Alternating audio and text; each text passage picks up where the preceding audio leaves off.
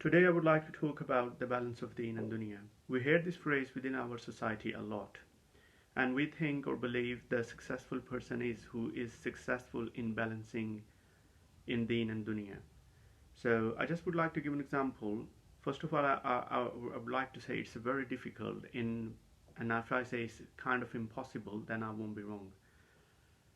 May have seen the old-fashioned scale, which you put a weight on one side, and the item you want to weigh is on the other side.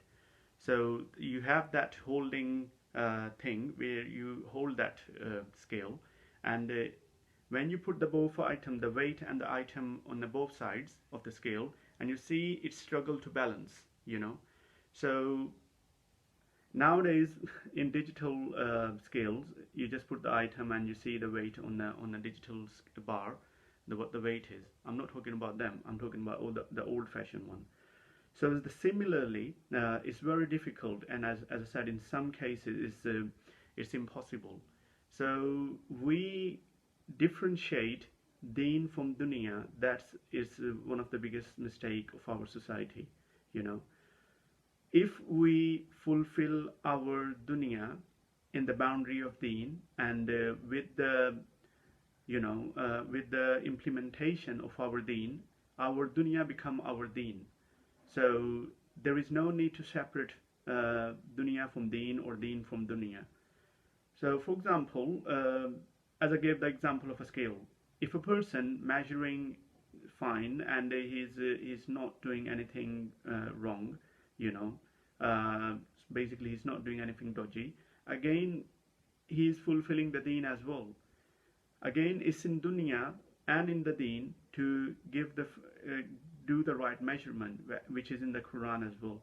Okay, so again there are many examples I can quote, but now differentiating this phrase, what you see within the society. For example, on the day of Friday, the brothers they go for a Friday prayer, and the masjids are fully jam packed. And how about the other 6 days? The salah, the prayer is further 5 times a day. Yeah. Again, when the Ramadan come, which is inshallah will coming in soon, in next few months, you see the people become more religious, the brothers and sisters. So we kind of label the things which is classified as a deen, and certain things which is if I say is haram or forbidden, if we do them things, then they are classified as dunya. So this is where the misconception and the society going on the completely wrong direction. So fulfilling your deen while you're living and living your daily routine life, then that's your deen and dunya both.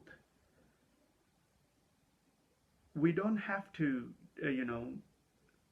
differentiate between both of them. As I gave example of Ramadan and Jummah prayer, this is what's happening within our society.